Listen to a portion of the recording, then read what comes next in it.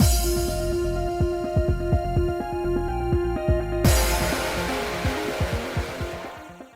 guys, it's Spacey Sims, and we are back with more Cupid Parasite, continuing Alan's route, going to get our end because we got the transition into the sweet and spicy end the last time, so we are going to go into it now. Hopefully it's at least 30 minutes or so, and then otherwise I'll edit it to the other part and you won't even hear this, but yeah. Your tricks won't work on me! Alan shouted, seemingly at nothing. There must have been a voice, only he could hear, trying to deceive him. No matter what I said, he couldn't hear me. Jack-o'-lantern wasn't here after all. Alan, calm down! I'm here! Yes, that can't be true. I just heard her voice earlier. Yes, keep it up! I'll not turn back. Yes, don't turn back. You better not. Keep looking ahead, all right? That almost sounded like a comedy bit. You're not just baiting me to do that, are you? Alan shouldn't be able to hear my voice, but it sounded like we were joking with each other. We climbed step by step, trusting each other completely. I never imagined the surface would be so distant. The surroundings looked so identical that I worried we might never reach the surface. It felt like we were endlessly circling the same spot. How many days had we been here? With each ascending step, I almost tripped and fell. I forced my faltering legs to continue moving. Again, even if you get down on your hands and knees, you gotta climb. Like, hands and knees on the stairs. Climb like you're drunk. I counted each step, but by the time I reached 1,000, I stopped. The climb felt endless, especially without being able to talk to each other or reassure him I was okay. Yet anything with a beginning also has an end. At last, I saw the light of the surface. It's the surface! Alan's face illuminated with hope as he realized the end was near. I sensed the tension leaving his body. Alan, don't turn around, okay? It seemed he might turn, so I pushed him with all my might. Stay focused! Don't turn around! Though my hands couldn't touch him, he seemed to sense my warning and tensed up again. Uh-oh. It's times like this that I have to be more careful. That's the spirit! Resisting the urge to sprint, Alan approached cautiously, step by step. I tried to match his pace. 3 steps to go. Then 2. Finally, the last one. We made it! We passed through the underworld's gate and emerged in the human realm. Alan and I had made it out together. Alan, thank goodness, we made it back. Yeah, I'm so glad you're alive again. I heard him speak, so I turned around. Alan was standing on the very last step of the stairway. Uh-oh. Seeing me bask in the sun, Alan smiled. This does not bode well. Hey, Spacey, there's something I need to tell you. Huh? I can hear the soft waves of the sea. I don't like this. This does not seem like it's going to be a good ending. This makes me feel like I don't like it right now. It feels very heavy. For some reason, his eyes were filled with sadness. I love you.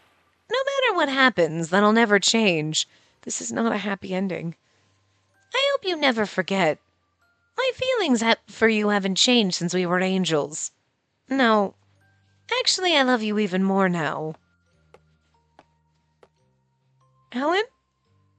The sadness in his smile didn't fade as he climbed that final step. The moment he stepped beyond the border, like I did, the gate behind him disappeared. I don't know why. It just looked like the stairs were going. I don't know. I don't trust this right now. We managed to come back together. This should have been a happy moment. So why did Alan look so anxious? Yeah, I know. It's making me not like this. Alan? He didn't say anything. He just approached me silently to embrace me. After he released me, he finally spoke up. I read his lips as he mouthed the words, I'm so glad we're back. That was the moment it hit me. I realized the price he had to pay to Satan. What he offered... Was his voice like the Little Mermaid? When I looked at him, it was like we were angels in heaven once more. I recalled the time when our eyes and expressions spoke for us. That's Sylvie, though. That's really odd. Like, you know what I mean? Like an angel, Alan couldn't speak. Oh. His face made the same expressions as he did back then. It's really weird that they're showing, but it's like, I'm assuming that's supposed to have been Alan before he fell, but it's like, but it looks like Sylvie. Like, he's like, that's kind of weird. He looked both sad and frustrated. It seemed he wanted to express the fullness of his love for me, but just couldn't. It could be worse, but it's still not the happiest ending. I thought about the days he made me flower crowns, when we danced together in the clouds. We used to hold hands and fly through the skies. Even though we didn't speak a single word, I enjoyed every day together with him. Because we were paired angels, we could understand one another with only a single glance. That's when I knew. He bore that expression because he'd lost his voice. You know what? It's okay. It's alright, we can live like this. It's sad and it's not the happiest ending. It's kind of like, well, this brings like a damper onto the moment, but when Alan came to the underworld, he'd mentioned he made a deal with Satan. That must mean... Alan, did you sacrifice your voice to bring me back from the underworld? That also explains why they brought up the whole Little Mermaid thing, because that's what the Little Mermaid gave up to be with her prince as her voice.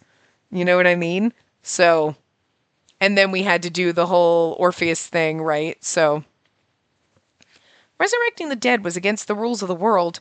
Even Orpheus couldn't do it. Alan had succeeded, but at a great cost. He had to pay a fair price for it. It was like the Little Mermaid who made an offering to the sea witch. Probably should have seen that coming. In response to my question, all Alan could do was nod. I see. Thank you, Alan. You sacrificed so much to bring me back. When I was in the underworld, I wanted to see him again no matter what. If our roles were reversed, I would have made the same sacrifice. Thinking that, I embraced Alan and whispered into his ear. Everything's okay, Alan. It'll be like it was in heaven. Even with his words gone, we understood one another deeply. We were paired angels, after all. I tried to reassure him, but the moment I saw his eyes, my smile broke. I knew he could sense my distress. I had to stay strong. If I cried, it would only cause him more pain. It's okay to cry, but you just gotta comfort him with it, you know? I told myself it was just a return to our past.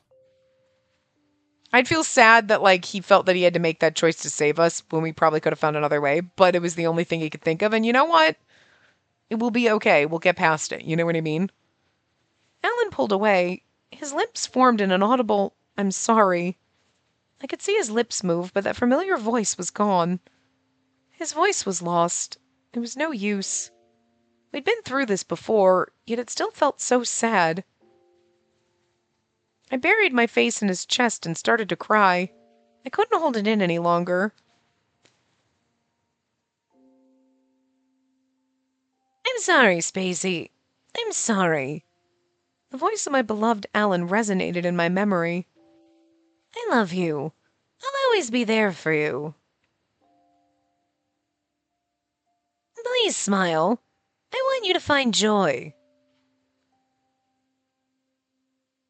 All I want is to see her smile with happiness. This little flashback on him speaking is so sad. His words of love had already etched a deep mark in my heart. Even if he had no voice, my feelings for him wouldn't waver. Now it was my turn to help him. Alan, it was Satan who took your voice, wasn't it? He nodded hesitantly. His silent expression had a hint of doubt. In response, I smiled confidently. We'll renegotiate. I'll get your voice back, Alan. He shook his head to disagree, but I wouldn't back down. I'm also a greater demon. You've taught me how to protect myself. I'm aware of Satan's threat. Don't worry, I won't be reckless. His lips formed a silent but, without any sound following it. I had to help him. I held his hand with both of mine. This time I gave him a proper smile. Alan, let's confront Satan together. I can't bear a future where I can no longer hear your voice. He seemed torn between the risk of facing Satan and the desire to speak once more. It was fun when we were angels, but now that we have the gift of speech, I want to be able to talk with you again. Please, this is my own selfish request. I want to be the one to protect you this time. For a moment, Alan seemed surprised, but then a gentle smile played on his lips as he held my hand in return. In my heart, I heard him say, "You've become so dependable." Dependable, huh? I watched Spacey walk in front of me as I realized that my depressed feelings had completely vanished. With her by my side, my despair would fade away. When we were angels, she had always been my anchor, guiding me forward when I faltered. To save her, I was willing to pay any price. I would have even offered my soul. To me, losing my voice was a trivial sacrifice in exchange for her life. But she wished that we would be able to laugh together once more. I believed I'd have the strength to accept this fate. I like this better than, just accepting that he has no voice and okay, well, it could be worse and it's a little sad, but okay, we're together. It'll be okay, we'll get through this, but this is much better. Let's fuck Satan's shit up and get the voice back. Anyway, I think I just read I believed I had the strength to accept this fate. Okay. However, her desire to hear my voice reignited my own longing for it. A deal with a demon could never be reversed. I thought I had accepted that. But she was greedy, yet compassionate. My very own demon. She wanted to take my voice back. But knowing Satan's unpredictable nature, what would he want in return? Perhaps he'd demand 100 human souls. In that case, how would we respond? Fine. If I had to do it for her sake, I wouldn't hesitate for even a second. But I couldn't allow her to be forced to commit such sins. Would I truly be able to sacrifice others for my own selfish wish? Alan? She turned to look at me, sensing my inner turmoil.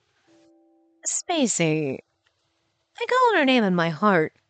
Spacey smiled almost as if she heard it. Don't worry, I can do anything. For some reason, she always knew the words I needed most. Spacey, no matter what crimes I must commit, I will get my voice back for you. I will get back my voice for you, sorry. So that I may call your name once more. Upon returning to hell, things looked absolutely dreadful. It hurts. It hurts.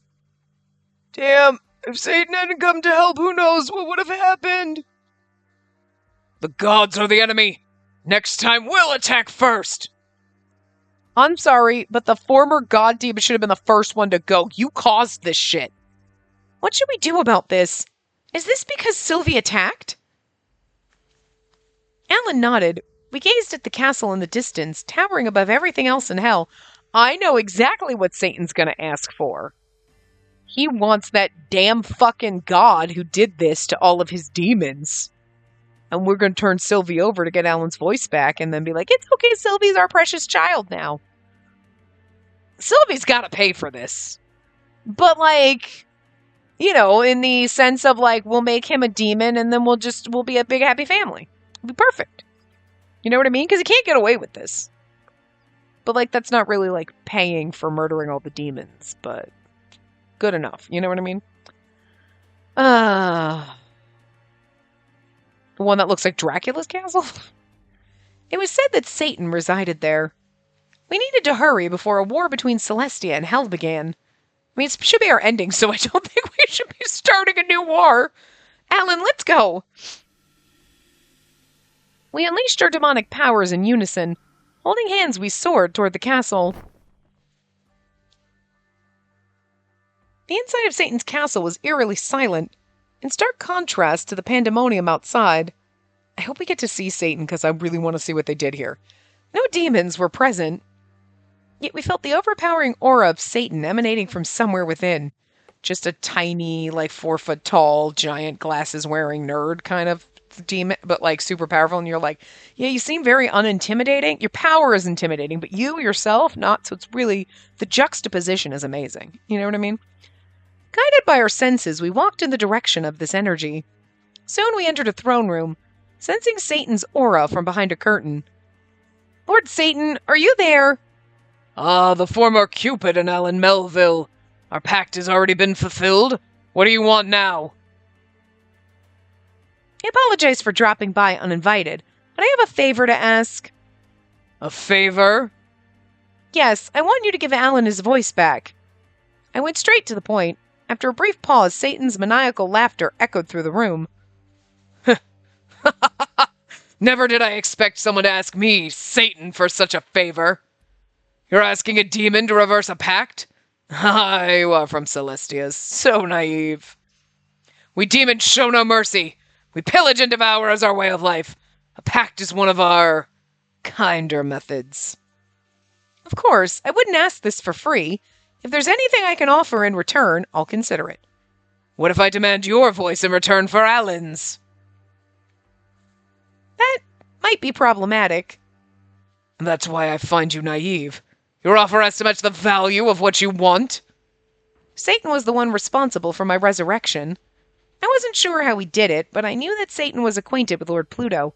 He must have struck some kind of deal. In return for his effort, he took something of equal value. That was Alan's voice. To say that your voice is as valuable as my soul and life is kind of like fucked up. Like, my life ain't worth shit, or your voice is magical. Or Satan's over there like, dude, I don't know why he's collecting voices, is all I'm saying. I'm just saying. What could I offer in return? Fine, Sylvie. But if it's anything else... Well, you seem willing to make a worthy sacrifice. Then let's have you commit deicide. Oh yeah, like deicide, like deities. Deicide? Gods are the demon's adversaries. You must know that by now.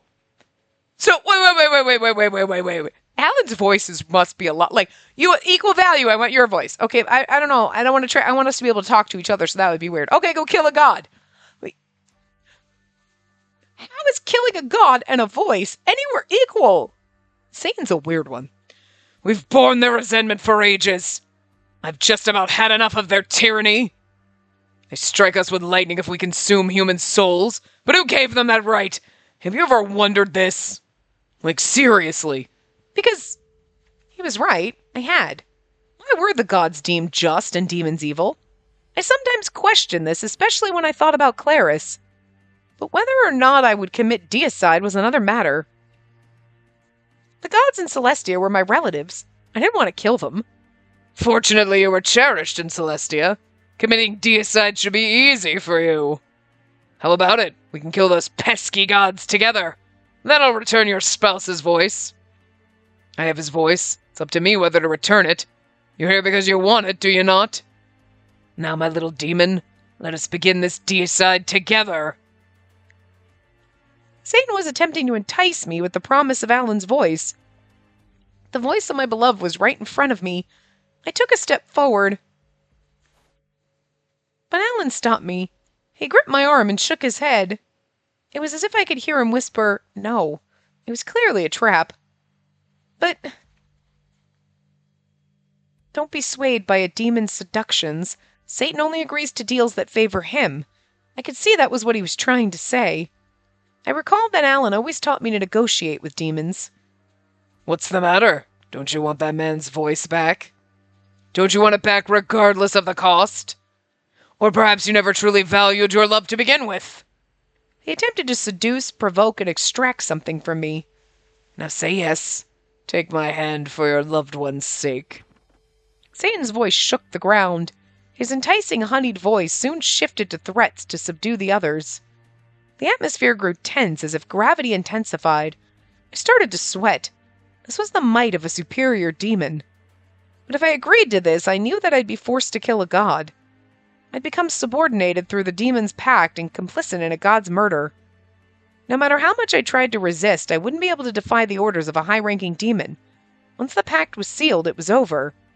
If I became Satan's underling, I would never be able to return as a free demon. Even if Alan's voice did return, it was meaningless if I was bound by Satan. I now understood Alan's reluctance to come here. I can't accept those terms. With newfound courage, I stood my ground. I held Alan's hand as I glared at Satan behind the curtain. Oh, so you'll abandon your spouse? I won't. but I won't kill any gods. Ha! Such arguments are mere sophistry. If you're unwilling to soil your hands, you don't deserve rewards. But assuming the gods are slain, what then? Demons would dominate. Gods are needed to begin with. Gods aren't needed to begin with. Didn't you express similar sentiments? How did you... It's easy to investigate any of the fallen gods. I've done my research. That's why I'm recruiting you. Now serve me, and together we shall kill the gods. That's your first stride toward freedom. You seek the freedom to devour humans? That's our nature as demons. Gods have no right to obstruct our primal urges. Hence, they must be eradicated. Still, I don't believe killing gods is the best solution. You wish for the gods to recognize the nature of demons, then I can mediate so that both sides are satisfied. Although I doubted it was possible, I couldn't give up without trying. One side trying to eliminate the other was wrong. There must have been a solution that could satisfy the gods and demons. I tried to present this argument, but Satan scoffed. I was wondering what you might say next. You truly are an ignorant demon. Regardless, it's already too late. The die has already been cast. From behind the curtain, a white hand appeared. Satan was emerging. I cannot wait. Satan's hand was much smaller than I thought it would be. It's like the hand of a child. No, that wasn't Satan's hand. I recognize those tiny fingertips. It's Sylvie? Huh? It was Sylvie, but the only thing similar about him was his appearance. His presence was completely different. Now he exuded Satan's intimidating aura. Did Satan take over Sylvie's body? What's the meaning of this? Oh, a demon can change its form easily. We're gonna have Satan, question mark. He's not gonna talk like Sylvie, but... then you're just taking the shape and voice of Sylvie? Oh, he's supposed to sound like Sylvie? I had no idea.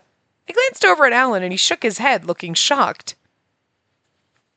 His lips mouthed the word no. He signaled that Satan had taken Sylvie's body. Well done, Alan Melville. You seem to understand that this costume is real.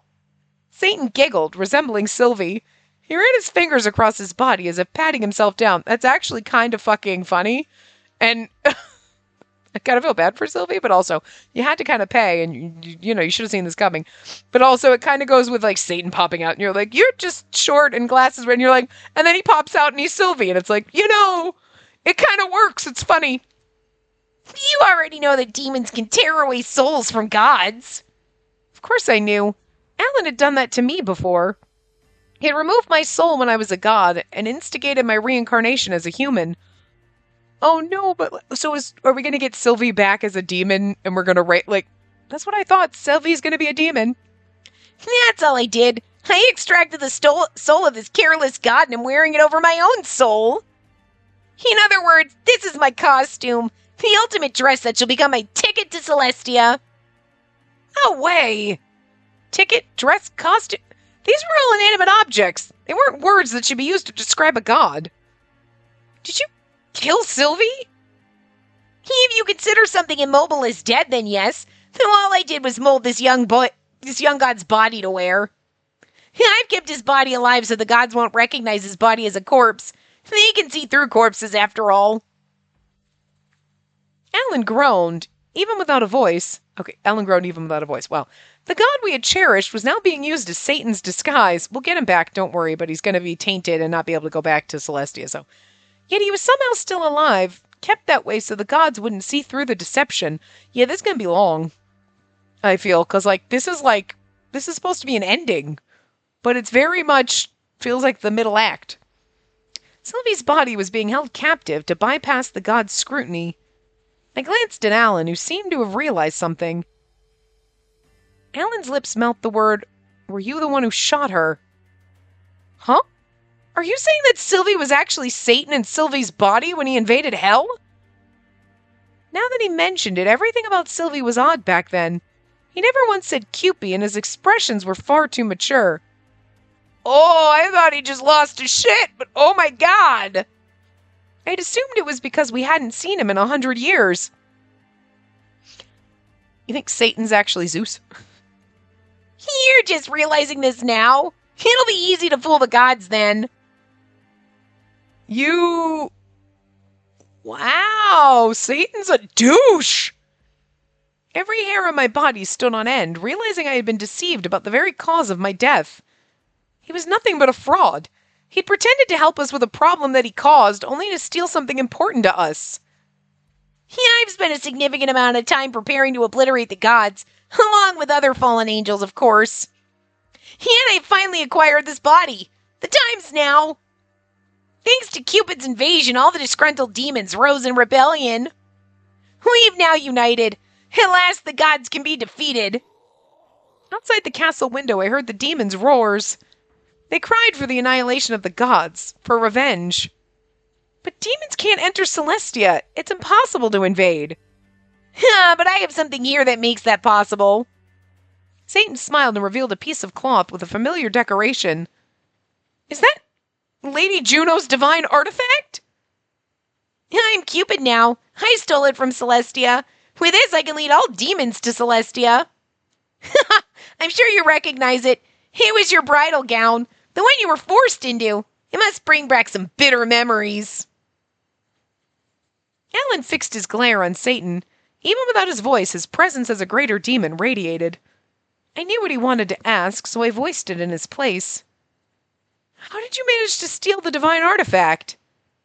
Lady Juno's artifact was something even demons could touch. I'd realized that when I wrapped Alan in it. But I had assumed it was because Alan had been a former angel. I thought that other demons, especially Satan, would be unable to touch it, let alone steal it from Celestia. Satan held Lady Juno's divine artifact lovingly. He then flashed a demonic grin. That's because Juno's a god that resembled a demon. Huh? In the past, there wasn't a clear border between gods and demons. None of the gods had any sense of order. You recall the mythological stories about all the selfish acts the gods committed? Well, Semele, Leto, or Leto, Callisto, Lamia, and Io? How many countless lovers of Zeus did Juno take revenge on? She turned Callisto into a bear, incinerated Semele or whatever, deprived Lamia of sleep, and killed all their children with Zeus. Not only did she take revenge on his mistresses, she also punished those who hated them. Why not call her a demon? But Lady Juno was a member of the Deconsentes. However, we were intimate with each other. That woman sought ways to save Zeus when she visited hell. She easily succumbed to my seduction. A goddess of chastity? What a joke that is. Her cries of pleasure were quite pleasing. This is so fucked up coming out of Sylvia's mouth. Oh god, it's so fucked up. But also, yeah, she was trying to free Zeus, not Jupiter. She was a pitiful goddess who knew no other man besides Zeus. Didn't take much for her to submit to me. So fucked up coming out of Sylvie. A goddess who kills out of jealousy and also lets a demon sleep with her. That's who Juno truly is. There's no way the divine artifact of such a god can't be used by a demon. She was practically a demon herself. To be fair, he ain't really wrong with, like, the shit that the gods would do. And you're like, how are you better than the demons when, like, the demons are like, yeah, I eat human souls. And you're like, no, I mean, it's divine punishment because they didn't worship me and they wouldn't have sex with me or they were fucking around. And, like, what, you know what I mean? Like, I'm just saying, the difference is the demons are like, hell yeah, I did it. What? And the gods are trying to make it like some kind of divine retribution and like covering their asses and making up excuses. So that's the difference. Satan's words felt so real. I suppose he was right. The goddess Juno had killed and tortured many women in her mythological stories. A god like that didn't have the right to punish demons simply because they ate humans. But still, that was no reason for demons to kill gods. But the gods aren't as selfish anymore. Dad may have been arrogant and Mom a free spirit, but they truly cared about humanity. I couldn't let this happen. I couldn't let the gods be killed and let the demons do as they pleased. I wouldn't let Satan, disguised as Cupid, enter Celestia. Suddenly I felt Alan's hand squeeze mine. He was trying to communicate something. Even without words, I knew his thoughts. I kind of like the fact that since they were a pair to angels, like, even without word, like, she totally gets what he's saying, and it's not just because they've been around, it's because they're other halves of the same soul, basically, you know? Yes, I know. I smiled at him without uttering a word. I believe that was enough for him to understand. We squeezed our hands together again. After releasing, we both soared upwards. Alan unleashed his demonic powers, attacking Satan. What a futile attempt! Ha! You wish to kill me? I see you don't want me to attack Celestia. It appears your soul is still that of an angel. That's why I took your powers. I knew you'd oppose my plan. Satan used his powers to knock Alan back, but Alan quickly rebounded. Here's the thing, you could go, hey guys, Cupid's in here! And then just watch all the other demons attack Satan, and he'll be like, wait, no, I'm Satan! And it's like, oh yeah, okay, Cupid! Because he just went around killing everyone and made everyone mad, but he's in the body of Cupid, so. And then he's going to be like, no, I took his body after he killed everyone, but like, likely story, Cupid. I'm just saying, we might be able to spin it. Alan's face was full of murderous intent. Satan saw his resolve and unleashed his powers once more. But this was all part of our strategy. I got it! While they fought, I snuck up from behind and retrieved Lady Juno's divine artifact. What? So that was your goal? Alan mouthed fly. I rocketed upwards. Alan awaited me in the air. He wrapped his arms around me, and together we accelerated. We're gonna go get into Celestia, be like, this is the demon's plan, blah, blah, blah, whatever. Everything's gonna be rectified, and are we gonna be reinstated as angels? That'd be sweet. We pierced through hell's skies and kept ascending. Into the sky we went higher and higher. Lady Juno's divine artifact shielded us until we caught a glimpse of our former home. We couldn't allow a war between gods and demons. After all, we were angels born in the sky. Angels were born from the goodness within human hearts. We'd returned to the sky from which we had fallen long ago. All we hoped for was to end the fight.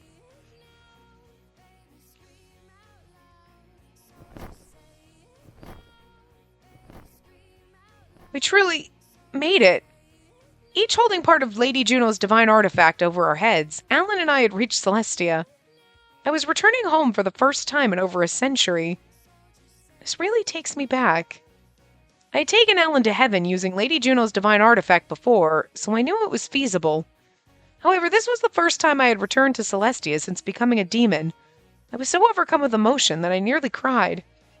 Although now that I was a demon, I couldn't call this place my home anymore. Who are you? What's the meaning of this? Demons in Celestia? And that's Lady Juno's divine artifact! Seize them! Wait! Please hear us out! Divine soldiers surrounded us, armed with spears. Right when we thought we would be captured, I heard a deep, admonishing voice.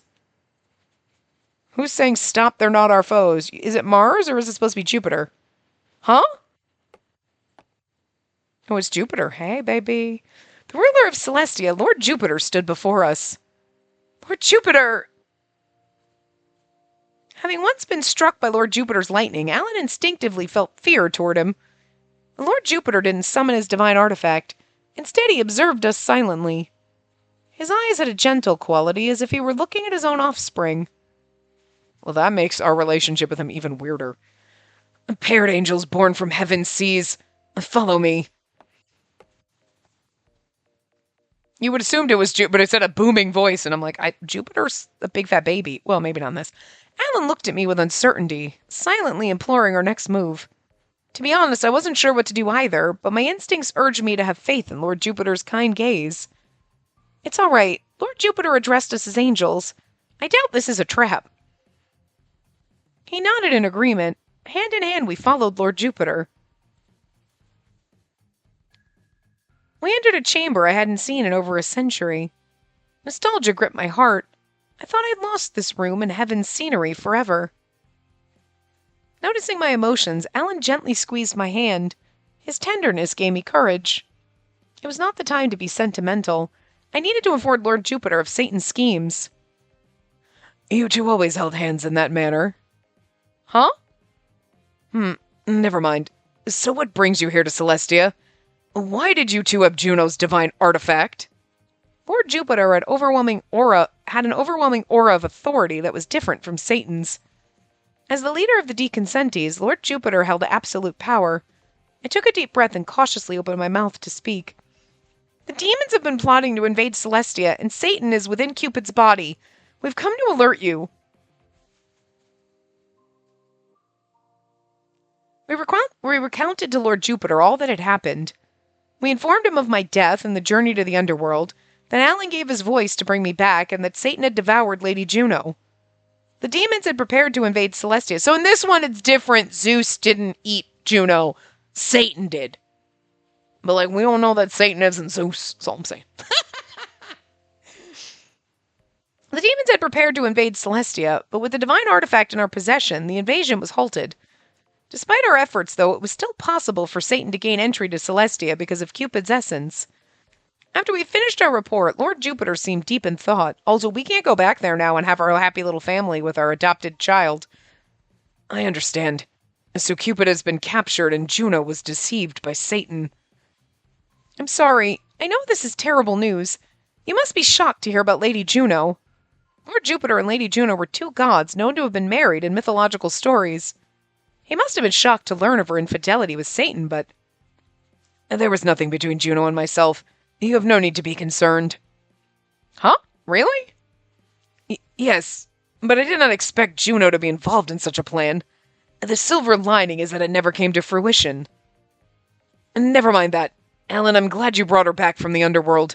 It must have been tough. I, for one, would wish to restore your voice. Unfortunately, I cannot retrieve something that Satan took. But I promise to do everything within my power to return your voice. You have my word. Lord Jupiter looked at us with a kind, fatherly gaze. Alan appeared confused by that. I'm very confused by that too, especially considering the fact that we banged that man in animal form, like, not that long ago, and it's very weird now. Lord Jupiter... But from what I've heard, many fallen angels bear a grudge against us. As demons, you probably understand what it feels like to harbor hatred toward the gods. He wants to say he doesn't hold a grudge anymore. You can understand what he's trying to say. Well, we were paired angels. I see. Look at him, little smiley. So cute. Male angel born from heaven's seas. I've wronged you gravely. I cannot ask for forgiveness, but... I'd separated you from your paired angel and treated the other angels harshly. It's no surprise that fallen angels hold resentment. Alan looked surprised to hear that Lord Jupiter remembered him. We hadn't expected the leader of the Deconsentes to remember every single angel. What? Alan gestured to me, indicating that he had a question for Lord Jupiter. Lord Jupiter, do you know of a way to get his voice from Satan? I asked on Alan's behalf. Lord Jupiter briefly widened his eyes before looking away, seemingly disheartened. There is a way, but it would be difficult. For an end, it's the longest end ever. So there is a way. Please tell us. Gee! Gee? I mean, well, if you defeat Satan, then the powers he stole will return to their rightful owners. Defeat Satan? Yes, I said it would be difficult. He's become much stronger recently. Defeating him won't be easy. I suppose it's those of that nature who are meant to be leaders. But demons are powerless against gods, right? Demons will be vaporized by divine artifacts, and most demons can't come here. And that's typically the case, but Satan has now taken the form of Cupid. Our artifacts won't be effective unless they pierce him deeply. We won't know until we're close enough to strike. Satan has devoured many demons to achieve godlike strength. Shut up, bird! He didn't want to come upstairs with me, and now he's downstairs screaming like a little bastard. Satan ate other demons? Yes, Satan took Alan's powers. It wasn't just Alan. I've received reports of other demons whose powers have also been stolen. He must be serious about destroying Celestia. He's been accumulating power to create a world of only demons. But this world requires balance. Both Celestia and Hell are necessary to reach equilibrium. It cannot function with just one side. You know where I am! Shut up! You're being a dick! If we erase Satan from existence, it would disrupt this balance as well. Such an imbalance would endanger humanity. Okay, isn't it in Jupiter's route? Doesn't Alan become Satan? Isn't he like it was it Jupiter's route that happened in? Because we're like, oh, Professor Melville. Alan was down there, like, okay, whatever. Like, so, like, is that what's going to happen here? Because, like, I'm for that. Alan seemed skeptical. I sensed his concern, so I told them to Lord Jupiter. I thought gods wanted to erase the demons from existence. What's this equilibrium you're talking about? It's true we've erased demons. They consume human souls, lead them into wrongdoings, and make them deviate from the circle of life. To deviate from the circle of life? If that was a punishable offense, then Clarice must have been a bad demon as well. I tensed as Lord Jupiter turned his gaze. But we only act when a deceived human cries out in pain. We don't target demons without cause. Satan should understand this balance. God, Satan, demons, angels, we all need to coexist in some way. Satan's actions have led to a rise in fallen angels as of late. With fewer angels, society deteriorates, resulting in even fewer angels. Is it because angels are born from the goodness in human hearts? So you're aware. Yes, I learned it from Jack-o'-lantern. I see. It seems Pluto's still overseeing the underworld adequately. Meanwhile, Alan comforted Lord Jupiter with a pat on the back. It seemed odd for a demon to be the one consoling the leader of the deconsentes. I thought maybe those two could be friends. Gee, I'm sorry. It's been disheartening, to say the least. Thank you, Alan. Alan wanted to say that he had made the same observation about the demons in hell. Lord Jupiter understood without my intervention. Yes, you're correct. Due to Satan's actions, more human hearts have been corrupted, spawning more demons. It must be part of his plan. If there are more demons and fewer angels, it'll be easier to invade. Satan plans to upset the world's balance out of sheer greed. We must fight back. I cannot believe that the ending is literally the climax of the game. Like, that's not the ending, dude. Like, this isn't an end. This is, like, the beginning of the climax. It's very bizarre, but... My paired angels, if you wish to confront Satan to regain Alan's voice... Gathering his resolve, Lord Jupiter looked at us. Oh my god, my bird is being such a fucking little cunt right now. Stop it! I love you, but you're being a dick. You know where I am. You didn't want to come. You need to stop. Because he's not just... He's just making the most god-awful, obnoxious, whining fucking noise. It's so irritating. It's more obnoxious than a baby crying. His obnoxious whining and baby crying are the two fucking noises that I can't stand. And it's like, he makes this and it's like, oh my fucking god. I want to choke him. I'm not gonna choke him, but like, Jesus Christ. I love him so much, but I hate that motherfucking noise. Like, I hate it so much. He knows how to get the fuck upstairs. He knows exactly where I am. He's just being a lazy ass. You're being a lazy ass. Gathering his resolve, Lord Jupiter looked at us. There was an odd quality in his eyes that reminded me of someone. Peter, Chi, could I join you in this quest? His voice was much softer than I expected. Thought I recognized that timid, fearful gaze. Huh, those eyes. Reminds me of someone. Peter. Alan made a familiar gesture, replicating the action of an electric massage on my shoulder. I confirmed it. She was relating him to Chi. You're Chi? Chi! My exclamation startled Lord Jupiter, causing him to spaz out. Then we heard a small explosion. A white fluff appeared where Lord Jupiter was. I'm actually glad this happened, though it's funny as shit. I was familiar with that white fluff. It was Chi. Chi? So you were Lord Jupiter all along? Chi! Chi! Chi! Chi looked regretful, his tiny legs cradling his head. However, he quickly shook his little paws at me before reverting to his original form. Excuse me. Your shouting surprised me, so... No, I mean, I summoned my familiar by mistake. Regaining his composure, Lord Jupiter cleared his throat and stood tall, as if he was trying to downplay my discovery.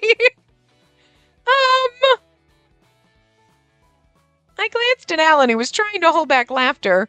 Clearly my assumption wasn't wrong. Lord Jupiter was definitely Chi, but that revelation wasn't important right now, so I wasn't gonna press him. That's fucking funny.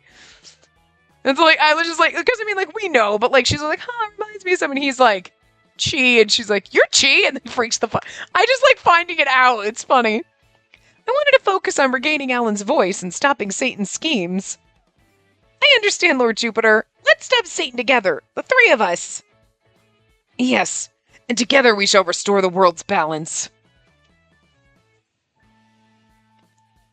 After our conversation, I joined an urgent deconsentes meeting with Spacey. All the gods rallied to fight Satan. I wish I could have kept Spacey in a safe place, to be honest. But she insisted on going. It was probably because I didn't have my powers, and it'd be dangerous if she wasn't by my side. But Lady Juno's divine artifact should protect her from harm. Are we wearing it? Is that it? Mm-hmm. At the moment, Lady Juno's divine artifact had been unraveled into fine particles. It was being worn like a full set of armor. Interesting. The invisible armor allowed us to remain in Celestia and would protect us against other divine artifacts. We were also given a scepter. It was the same scepter used by Lady Juno, lent to us by Lord Jupiter. The leader of the deconsentes seemed too kind and trusting. Why would he lend divine artifacts to a couple of demons? Yeah, well, it's Jupiter, so. Perhaps it was because of his bond as Chi with Spacey. Had I been aware of this fact a century ago, I wouldn't have allowed her to become a demon. I was grateful to have learned more about Jupiter now, at least. Yet even if my former self would have wished to know, perhaps I was more greedy now. Seeing Spacey flying next to me, I noticed her eyes light up. Wow, look, Alan! This place looks so divine! Yeah, you're right. I communicated to her silently, then spread my wings to get closer to her. Divine scenery was all around us. Jupiter, Mars, Venus, Minerva, Poseidon, okay, everybody. All of those eminent figures had gathered here today. It's like crazy, like we didn't have to list everybody. They had gathered to protect Celestia and to maintain the world's equilibrium. And we demons had been invited to stand with them. Jupiter, or should I say Chi, had clarified our position to the other gods. He said we were fallen angels whom Satan had wronged and that we were willing to ally with them. Thanks to bonds forged over 400 years ago as Cupid, she and I were permitted to stand alongside the gods, even though we were demons. I was here with one mission, to defeat Satan and reclaim my voice. Hopefully Clarice is fine. Also, I could call her name once more. As Satan. Spacey, I will get my voice back. And this is for our happiness. I hope they don't spend too long on this fight, because, like, to be fair, like, this is the longest ending ever. Not complaining, but it's one of those, oh, okay, we're in our end chapter, and you're like, but not really, because it's 2 hours long. You know what I mean? Like, I feel like this should not have been the end chapter, but. I tightened my grip on her hand, taking one long look at her. I mean, I guess it really depends on how the other ends go, where they split off and stuff, so maybe it makes more sense when you know it all, the full picture, but. Spacey didn't say anything. All she did was smile happily. Then, if the other endings are half as long as this, we might have to do 2 parts for the endings. She wore that same smile from our time in heaven. But I was greedy. I yearned for even more happiness than we had back in heaven. I wanted us to be able to call each other's names, to declare our love for one another with laughter. I looked down toward the surface and noticed an ominous aura approaching Celestia. Satan was on his way. We soon spotted Sylvie's body, containing Satan. As if looking at his worst enemies, Satan flew towards us with rage in his eyes. I held the scepter out to protect Spacey. We should be also getting a CG at some point, too. He's here! I gulped. I had already sensed Satan approaching since entering Celestia with Alan. Though we had Sylvie's appearance, it wasn't him. I needed to rescue Sylvie's body from Satan. All of you, assume your positions. Naturally. You have nothing to worry about. That shrewd and wicked demon will never get the better of us. That's right. We'll defeat him and reclaim our Eros. Mom, Dad, and Auntie all showed a rare display of motivation. I think it was the first time I'd ever seen them cooperate with each other. Alan, stay close to me. He smiled as if to say, you too. Lord Jupiter's lightning was the signal. He had aimed it straight towards Satan. I mean, the war had begun. Again, I expected this, just not in our end chapter. You know what I mean? Because it was like Sylvie came down and I was like, oh, that was it? I expected more. I expected to be a little more dramatic. Like this, with like full on, you know? Ha! Huh! A fierce battle ensued, exactly like one from the legends. All the mighty gods had assembled, yet Satan easily dodged and parried the attacks with Cupid's arrow. And that's how hurricanes are formed. I'm just kidding. That's what's happening, Florida. Poor Florida right now. My mom sent to Marco Polo last where all the texts were, like, to show, like, what the storm sounds like right now where she is. Because Milton is hitting right now. So, like I said in prior parts, because I'm recording these all on the same day, I hope you're all safe from Milton. Oh my god, my bird, I'm gonna fucking choke him if he makes that goddamn fucking noise one more goddamn fucking time. Oh, Jesus Christ, I hate him when he makes that fucking noise. Like, I want to take him and chuck him outside. I would never fucking do that. Oh my god, I would never do it. But it's one of those, like, cathartic thoughts. You're like, I'm gonna chuck you outside? Like, I'm gonna sell you. I would never fucking do it. I can't live without this little fucker. Will you stop it? You're being a big fat dick. All the mighty gods had assembled, yet Satan... Okay, I read that with Cupid's arrow. Okay. Goodness, so swift and irritating. Ha! You think that huge thing will actually hit me? That was too close. These gods aren't easily hit. Venus, be cautious. That arrow strikes you, you might become infatuated with that man. Okay, I won't let it touch me. Mars, you're the only one I love. Oh, Venus, my beloved. Not the time, Dad, Mom, Jesus, keep it in your pants. Mars, please concentrate on the fight. Lovers' comedy aside, the confrontation between Satan and the gods continued. Satan's power was overwhelming. One god after another was hit by Cupid's arrow, causing them to lose the will to fight. Satan, what beautiful eyes you have. No! Venus! How dare you take my wife! Oof! Both Venus and Mars are down. Take them to the prison! Any gods struck by Satan's arrows were dispatched to prison before they could ally with Satan. At first the fight was even, but the scales tipped as more gods were hit.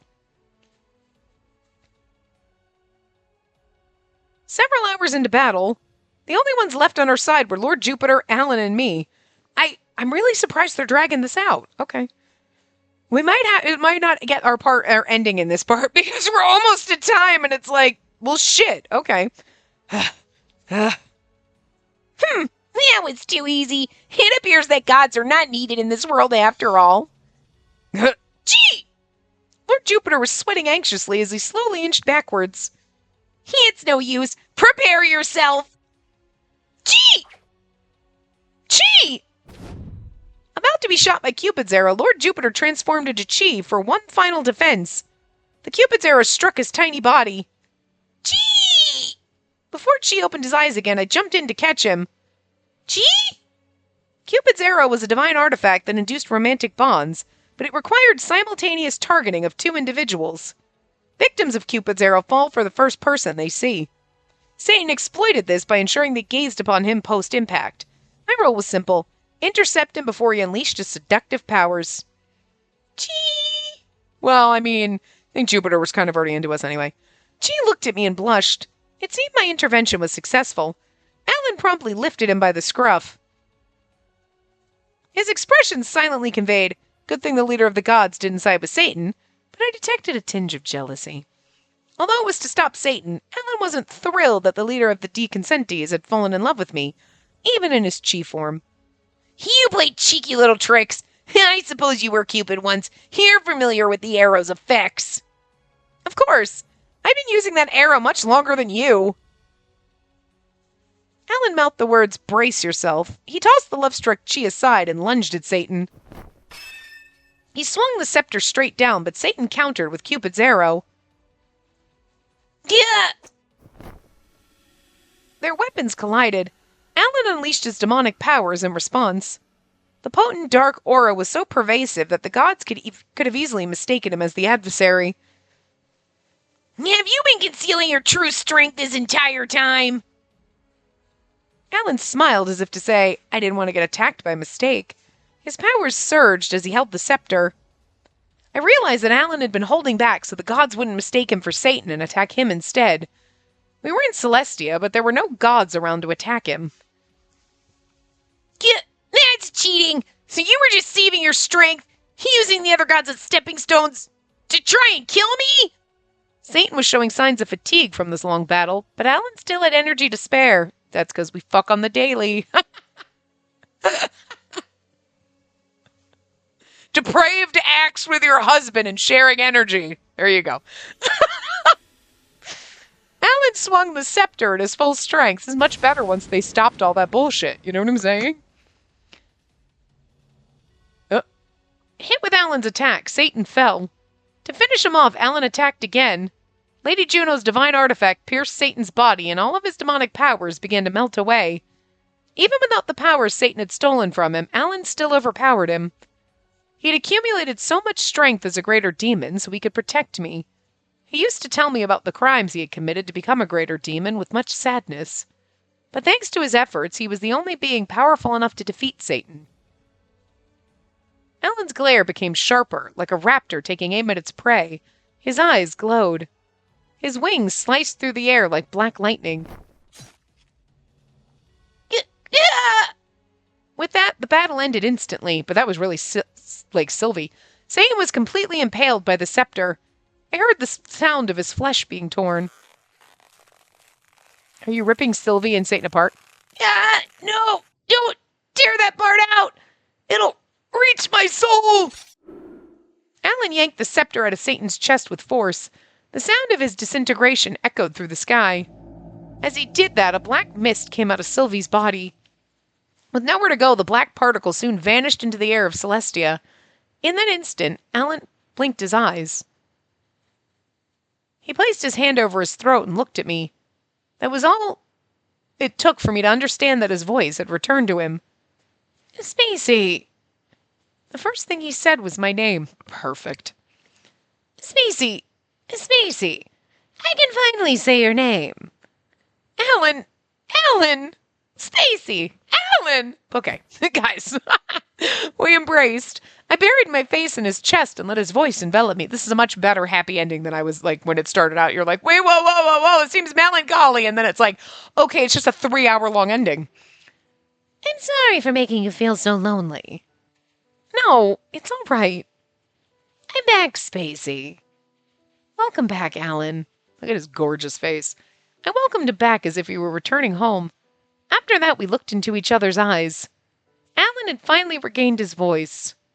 And we defeated Satan. Remembering that, we turned to look at Sylvie's body. Sylvie frowned as he slowly opened his eyes. Huh? Where am I? Sylvie blinked a few more times, then noticed us. His eyes lit up happily. He smiled and asked, "Did you come to see me?" So sweet he remembers nothing. And so the war between Satan and the gods came to an end. The gods, struck by Cupid's arrow, recovered in 30 days. They regained their self-control and were able to return to their duties. Lord Jupiter resumed his original form. While looking a bit embarrassed about the whole thing, he returned to his duties as well. As for Sylvie... Huh? Cupid isn't permanent? After Sylvia returned to normal, we told him the truth about Cupid. While in Sylvie's form, Satan mentioned that we knew the truth about Cupid, yet we never told him. Those were a demon's words, but he was right. Yes, I'm sorry we didn't tell you until now. But there's still time. You can live for at least 300 more years. But if you find love and have a true kiss, you can become human. And that way you won't vanish. Oh, okay, that's what it was about killing me so I would vanish, is because Cupids are like, I forgot about that. But that's one of those things that you just, like, again, from the first game, I remember nothing. To find love and have a true kiss.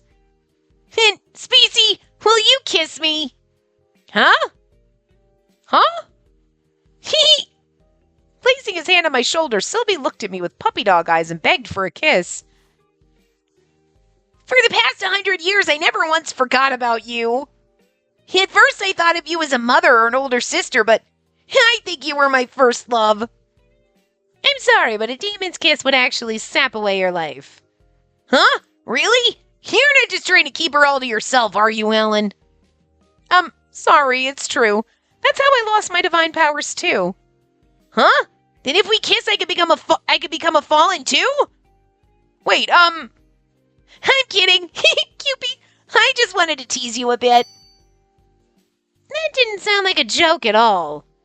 How about in 300 years when he's done being Cupid and you're going to recycle him, that instead of like popping his soul out into the ether, you let him come live with us and we'll take care of him.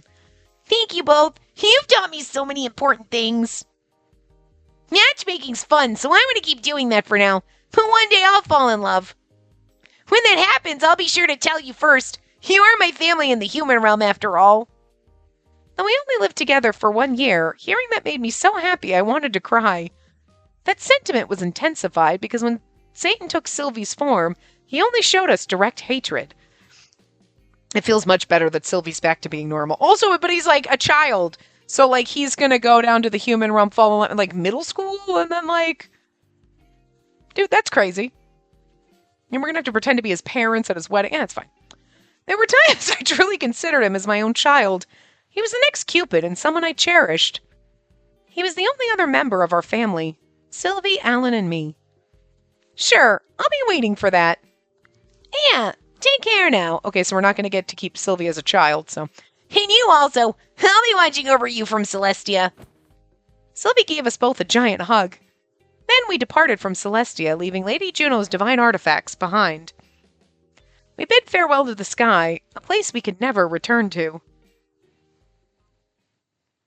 And Alan becomes... Oh no, that's the end. Okay.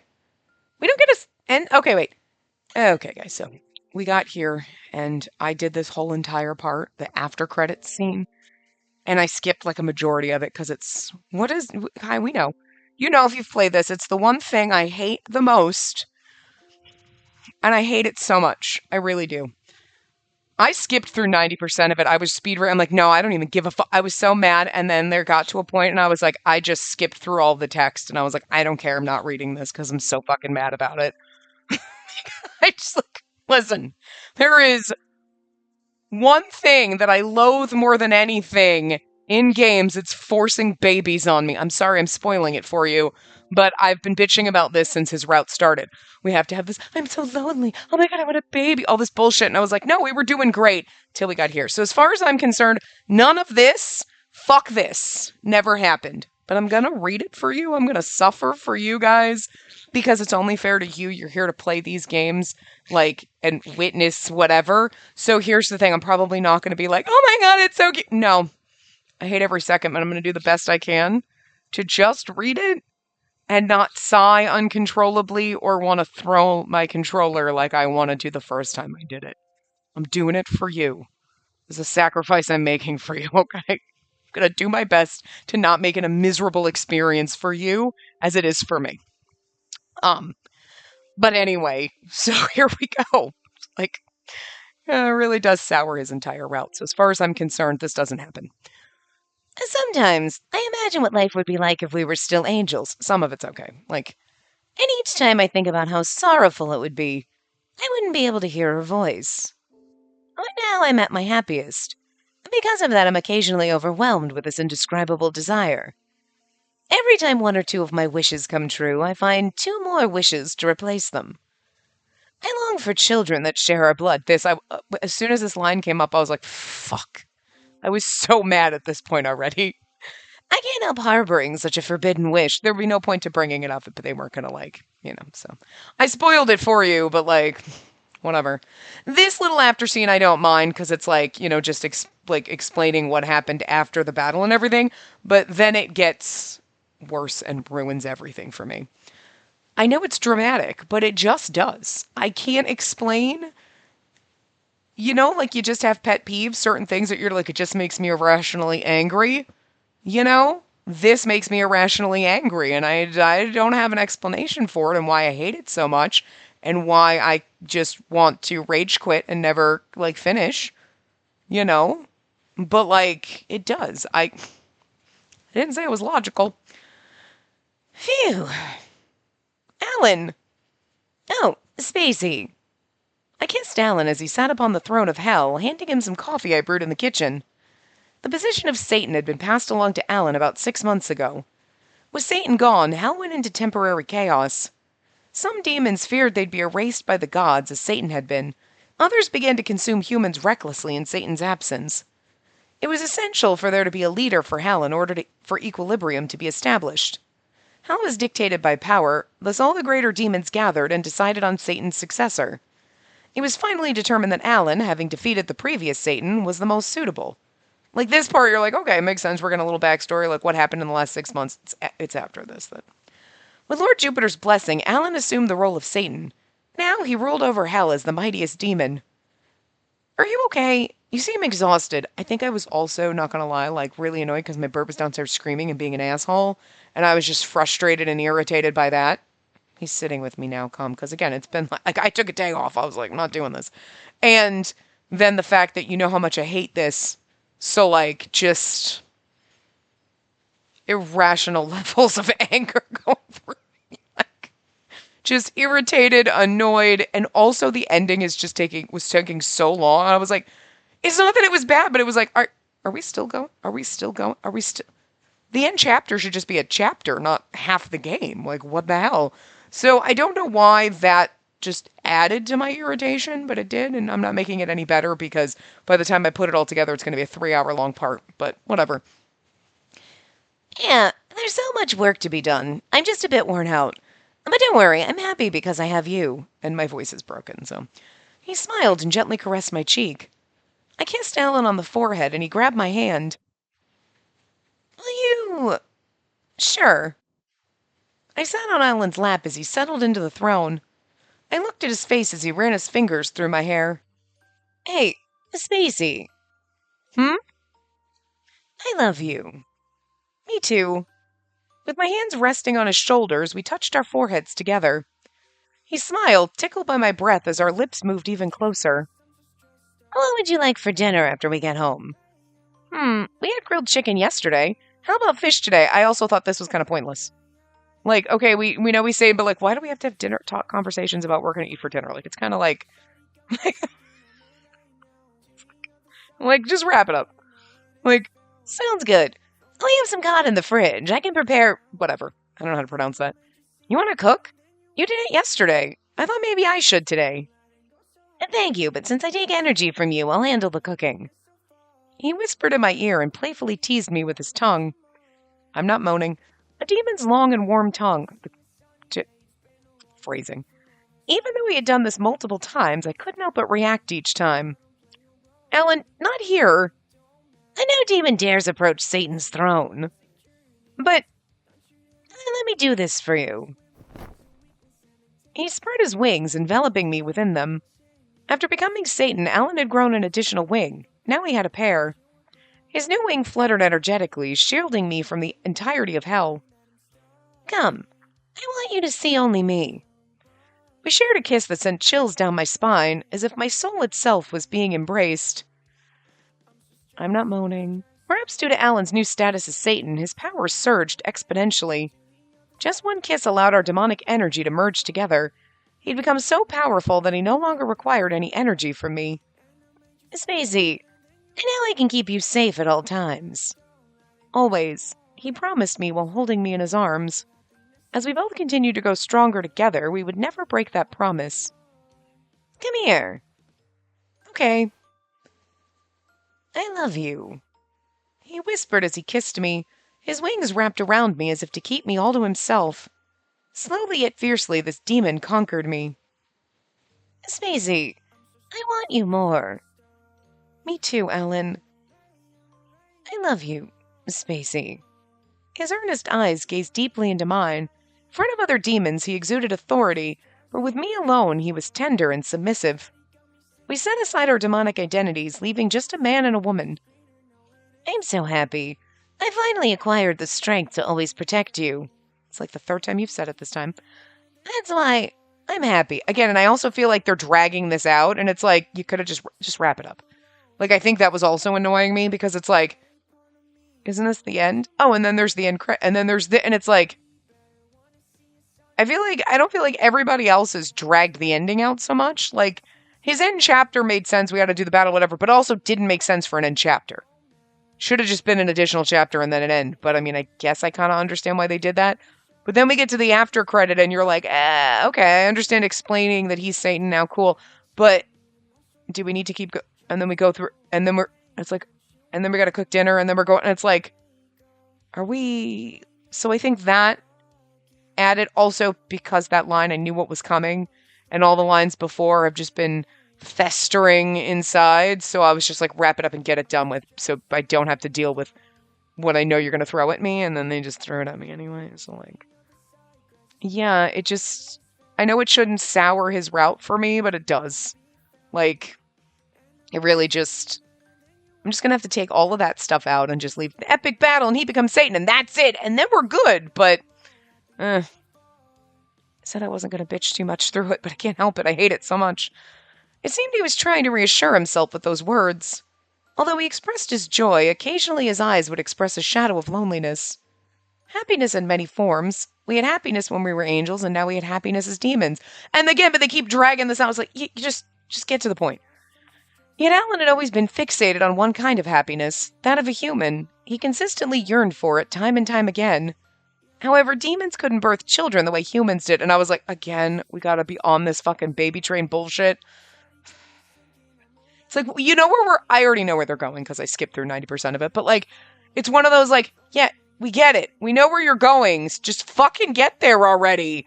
You know, and it's like, they're like, oh, we're gonna, the anticipation. Oh my God, then people are gonna be really, it's like, no, just fucking wrap it up. Like, they're playing the goddamn song, your fucking Academy Award-winning speech is going on too long. Move it along, Jesus. Especially, I think I feel more that way because, like, I hate what's coming, and I was like, it annoys me more that I have to read a bunch of bullshit filler to wrap this fucking shit up that I hate. So, I'm still irritated about it. I'm trying so hard, guys. I'm trying, but I can't do it. A demon's pact could steal a human soul, but it wasn't a creation of life. Unlike gods of creation, demons could only take. That hadn't changed, even for Alan as the new Satan. That was why his smile was tinged with sadness, yet we get it. Through the kiss, we transferred our energy back and forth. We desired each other so much that we were beginning to melt into one.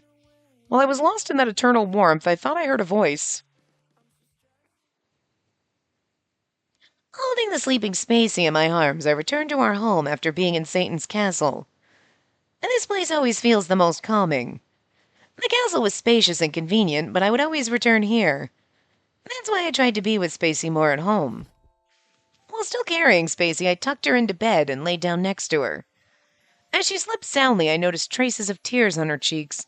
Seemed I had gotten a bit carried away. I was just infusing her with my energy. I didn't do anything truly bad. But if I made her cry, I'd start to feel a little guilty. I was well aware of this desire in my heart. It was like a smoldering flame that never went away. This act meant something different for humans. We continued to do it without ever being satisfied because of my wish. Again, it's like, every time they bring this phrasing up, it irritates me. Again, I know where it's going, but it just irritates me so much. This greedy heart of mine just never stops wanting more. I don't know why. It's not logical, because it's like, yes, they've thrown in comments like, oh, I'm so lonely, like, without a baby, I'm lonely, your sex is pointless if you're not making babies, and it's like, this is kind of bullshit, and I hate that, but I think it's just, as a woman who doesn't want kids, constantly being told, you'll change your mind, your life isn't fulfilling without a child, oh my God, aren't you no, and stop insinuating that, and like, so games kind of insinuating that, like, I mean, it's perfectly valid for the characters themselves to be like, you know, we really want to have kids. Like, that's a perfectly valid take. But I feel like it's a personal attack, which, again, doesn't make any damn sense, okay? So I'm not saying my logic is sound. But I can't help that when a game is like, oh, our life isn't fulfilling without a baby, and sex is pointless unless we're procreating, that I get personally offended by that for some reason. Because, like, and I am not, I mean, obviously sex positive, do whatever you want. Personally, I don't need anyone to touch me, you can stay away from me, you know what I mean? So it's not like I'm out there like, woohoo, sowing my wild oats or anything, like, no, I have really no interest, so that's fine. But, like, I still am slightly offended that somebody saying sex is only for procreation and it's pointless for demons if they're not making babies. And it's like, that's really feels like the creepy religious undertones, not like it's, you know what I mean? It's the judgy kind. And you're like, I don't really like where you're going there. And then, oh, we're so lonely with just us and not a baby. And I'm sure there are people that feel that way, and that's a perfectly valid way to feel. So, like, if I take a step back, because it's perfectly valid if you're writing these characters really want to have a family. Okay, I think I just hate it when they put it in Otome games, because that's not what I'm here for. You know what I mean? Like, I don't want to play a game if it's like, we're dating girls. I mean, we're playing Paradigm Paradox, but they're really boys that turn into magical girls, so it's totally okay. And we've had routes in other games where we're like, oh, we got a female love interest, but she's not really a love interest, it's a friend route. And you're like, bullshit, it's a friend route, it's pretty kinky. You know what I mean? But like, I know a lot of people want that. Oh, I want to have like 3 guys and 3 girls today. I'm not interested in that game because I'm not interested in dating girls. I'm not going to be as angry about them having a female love interest. I'm going to be like, yeah, this route's not going to be for me. I'm probably not going to enjoy it very much because I don't really want to play it, but like I will, but like, it's not for me. It's not my turn, you know? But I can't do that when it's forcing babies on me. It makes me mad. I don't know. I don't know, guys. I never said it was rational, okay? Like, I am aware my anger and my hatred about this is completely irrational. But it's the one thing I don't want to have to tolerate in my games is forcing babies on me. Like, don't. We played Olympia Soiree, and the whole entire fucking point of that game is, like, find someone to breed with. That didn't bother me. You know what I mean? Like, I was like, yeah, I don't like the whole underlying, we gotta breed here, but they didn't force babies on you in every fucking route, despite the fact that that was the point of the game. You know, find your breeding partner. Because you were just breeding stock. Like, but this annoys me. Look, I never said I made sense, okay? Okay, but that's why we're doing this. I'm doing it for you. Because as far as I'm concerned, this never happened.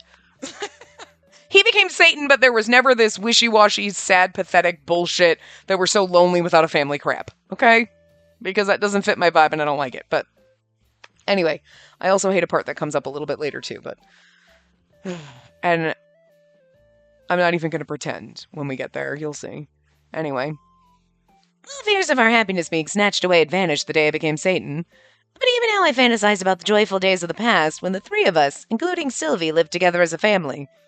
I'm going to try to read a little fast just to get through it because I've complained too much, so I don't want this to go on forever. I don't want to be here forever, and like you guys have been here forever, and I don't think you want to be here forever while I'm whining about this. Like, I'm going to do it for all of us.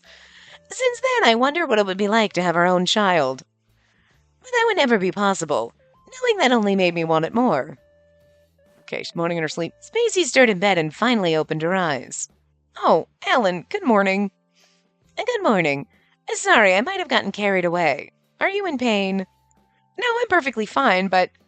She looked up at the ceiling with curiosity. I followed her gaze and was taken aback. A sudden light beamed down from an unknown source. Ugh. You know what? Fuck Jupiter, because I know this is his fault. What's this? After I awoke in bed at home, I stared up at the ceiling with Alan. A light shone through our ceiling. That was when I remembered what it was. I recognized this light of purity. It was from the realm of heaven, where we were originally from. It's beautiful. Yes, I don't know why, but I feel so peaceful. Alan was on the verge of tears, prompting me to caress his face. Then I saw what appeared to be an angel feather descend from the light. I reached toward it along with Alan. The moment our hands connected, the feather emitted an intense light. The light flooded the entire room. It felt like the warm sensation of someone's embrace. I felt I understood. It was a god's blessing. Stupid fucking Jupiter. I'm sure this is his fault. After a while, the light slowly subsided. Yet even after the room returned to normal, neither Alan or I could move as we processed what just happened. We exchanged stunned glances and gasped. We sensed something important and understood what had just happened. Alan unleashed his demonic powers. He didn't need to, but he used his powers to verify what we thought we knew. It was confirmed. There's another soul. Yes, I can sense it too. I placed my hand over my heart and closed my eyes. Within my body, I felt the signs of a new life. I have to drag it on and try to make it all beautiful and poetic, and it's I'm over here rolling my eyes. Such an asshole. It was right there, a new soul created by the blessing of the gods. It's a mixture of both our souls. The tiny soul feels so warm. Yes, I see it. The color of its soul blends both of ours. His voice was wavering. Even I felt like I was going to cry.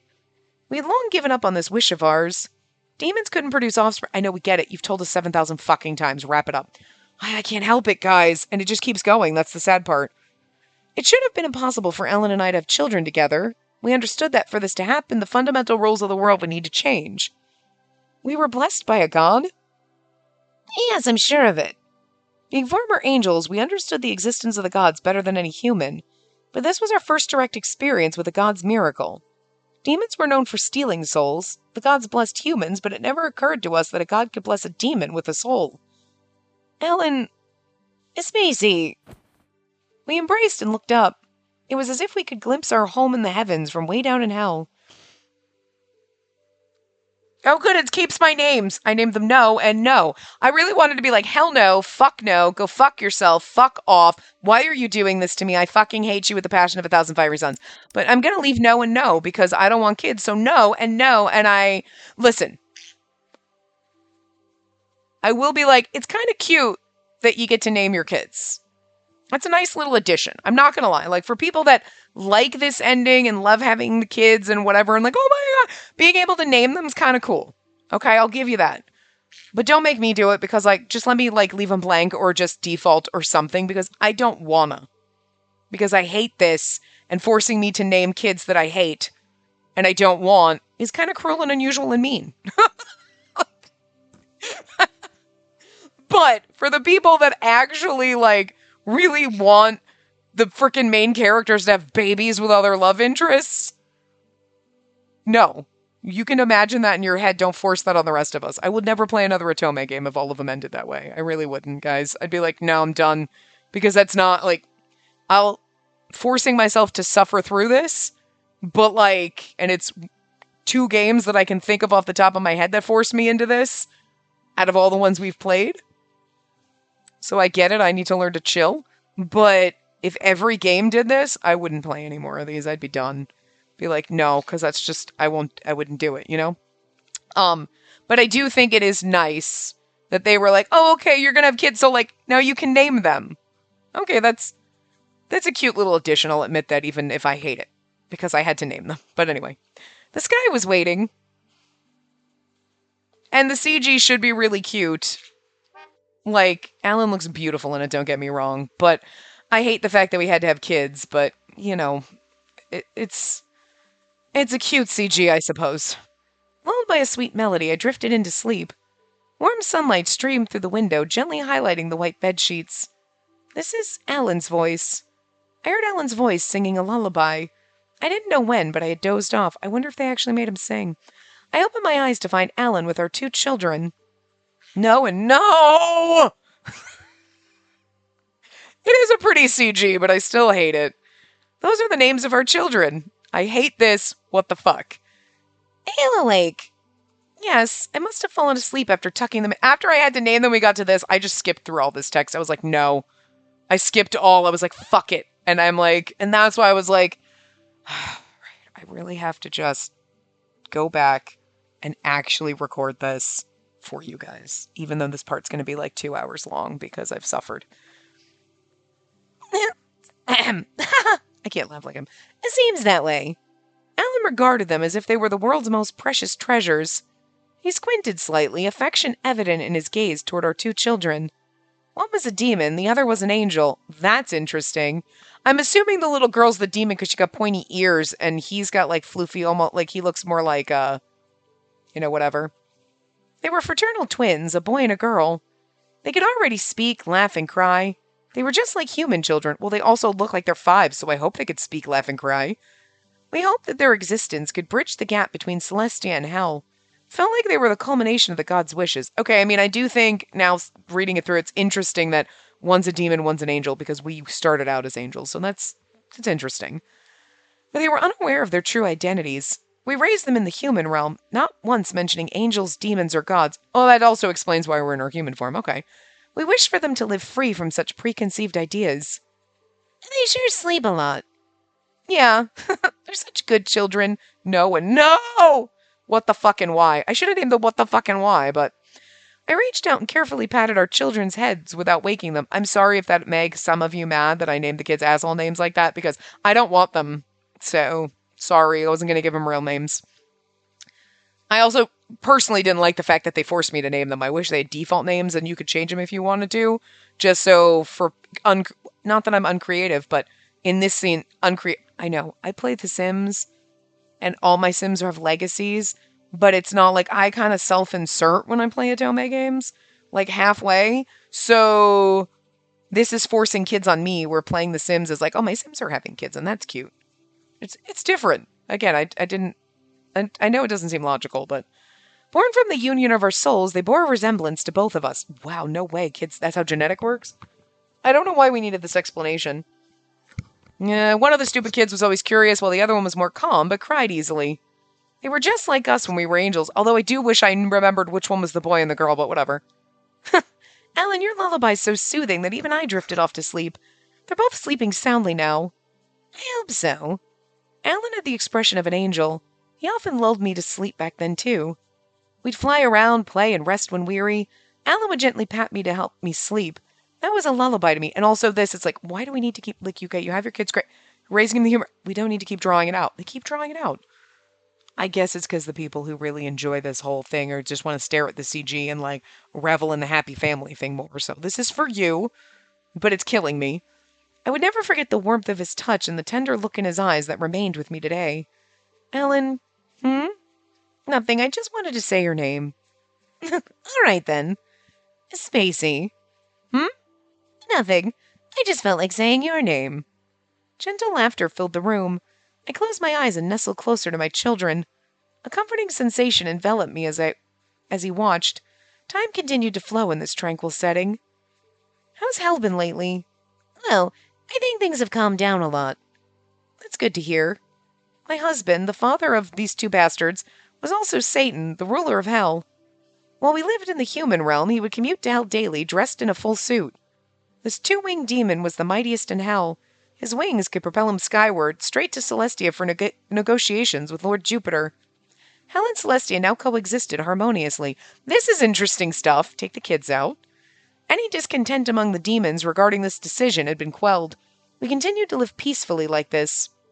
In Tales from Distant Lands, the gods of the underworld vowed to take 1,000 souls daily, while the gods of Celestia promised to create 1,500. The cycle of life and death persisted. Good and evil would continue to exist, as did hell, Celestia, heaven, and the underworld. Now then, I better get to work. I'll be back before 7 p.m. Any preferences for dinner?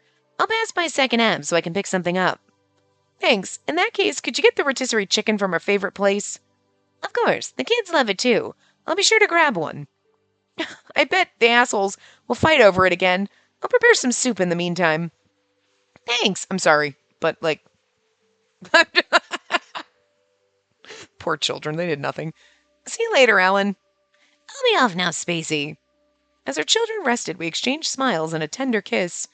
The miracle that occurred that day brought this mysterious daily life to us. With our wish fulfilled, daily life now had so much color as our children continued to grow. In our centuries of life, we had traveled to numerous places and met many people. Heaven, hell, and the human realm. We were who we were today because of the things we experienced in those places. No matter when or where, we would always be happy. Well, not me. We cherished every moment of our daily lives. For centuries to come, our happiness would remain unchanged. It was no longer a wish. We'd make sure of it ourselves. After all, we were the most formidable demon pair. Our nature, whether angelic or demonic, was irrelevant. Oh my God, wrap it up already. No matter the circumstances, we would prevail. Because the one to whom I whispered words of love would always be by my side. Oh, thank fucking God. This is also one, though, just because I'm annoyed at the whole children thing, it's all one of those, like, every one of those sentences, like, okay, it could have been a fucking ending. It could have been the fucking ending. It could have... What? Just end it already? Put me out of my misery. Thanks, Marinice, for that portrait up there. Yeah. No, but I hated that. It did, honestly, I'm not gonna lie, like, it really did kind of sour his whole fucking route for me, because, like, I don't like kids, and I don't like being forced having kids. And like, again, I know it's irrational, but this CG is still beautiful. But yeah, it was like, I skipped through the whole thing. I was like, skipped through the whole end. I was like, fuck this shit. I started going through the CGs and I was like, you know what? No, I was like, yeah, I mean, and this one, he looks exactly the same. Like, it's just the smile on his face is different.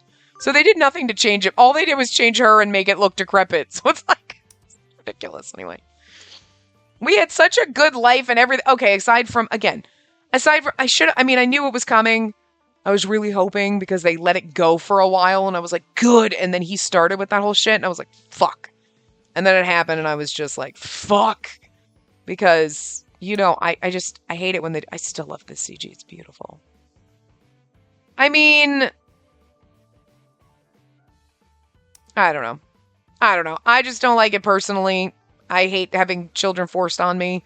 So if I take a step back and like not self-inserting, like, sure, I guess it's good and cute because like everything they went through and whatnot, you know, and that's what they wanted and lovely, sure, but it does kind of sour it for me, I'm not gonna lie, because like this is not like, it's a cute CG though, to be fair, but yeah, I'm just not a big fan of like kids. So that one's gorgeous. This one is my fucking favorite though. I'm gonna end it on this one. This is where we should have just left it. Our beautiful demon masquerade. So yeah, I mean, overall, the majority of Alan's route was good once we got past the very beginning where we were just being a little emo and whiny about how lonely we are and her constantly thinking about babies and then those weird like once we got past that, which was like the first couple of hours, like getting more into the like the logistics and then the battle and all of that, like, okay, we're doing better, we're having fun, okay, this is cool, we're having fun. We never did find out what happened to Clarice in this whole demon battle. Like, what the fuck? You had to drag out talking about your stupid fucking kids and drag out the whole demons can't have kids. Demons can't have children. Like, did you know demons can't? You said it about 32 times in that after credit scene, okay? But you never once mentioned that Clarice is still fine after the whole, like, battle thing going on. You just didn't fuck her, but, like, let's say 37 times that demons can't. Did you know that demons can't have kids? Like, did you know that? Because I think we know that. And they're very sad and lonely with that. Like, we get it. Like, but you don't mention Clarice at all. So, like, 0 for that. And, like, whatever. So, I think just my hatred for games making me have kids is, like, sours it. But I can see where it's, like, a nice little... Like, they both wanted it, and look, oh my god, and then it's so cute and wonderful. Like, I get it if you feel that way. Like, I do. I don't. Personally, I'm like, yeah, no, it was better before that. But overall, aside from take that after credit scene out and then take out the whole like hour or so where they just kept going back and forth and then she kept having weird things that like sex was pointless if you weren't gonna have babies or kissing was fucking whatever the hell she called it. And I was like, what, where the fuck is happening here? Those weird comments that seemed very out of place and then never happened again. Like, okay, aside from that, like, it was good. I did enjoy his route, but it's really not the one I would like to have ended it on because, like, I know when I take a step back, I'm like, no, the whole game overall was good, but this just, did not have fun at the end here, so, like, so that is unfortunate. It would have been much better to do his and then save Raoul for last. I think if I had known how this was going to go and, like, I was going to have children forced on me, I would have done this one. So then we had something to look forward to. You know what I mean? But I do love the CG. So anyway, we'll do his other endings. How long it took this fucking ending to go, this last chapter, I'm not really sure his other endings are, because there's 4 of them. 4 other ones, I think. I don't know if they're going to fit into one part, so we might have to split that up into 2 parts, so his might take a little bit longer to do, but at least we won't have children in those, so that's a plus, hopefully not, anyway. But yeah, so I will see you guys next time. I'm sorry about all the bitching, but this version of the bitching is a hell of a lot better than it was, like, when I originally recorded it. I actually read this for you, because I didn't read Like, as soon as we named the kids and that's it, I skipped through it all. So, like, we didn't read any of it. So, like, this was a lot better. Anyway, this part is super freaking long and it's all my complaining. But anyway, I'm sorry that you had to suffer through this. I really am. I did my best to quell my hatred for it. I didn't do a good job and I am sorry, but I will see you guys next time. You know the normal drill. Thumbs up, subscribe. You don't have to in this case because I know you're sad that I ruined this for you. But anyway, yeah, bye.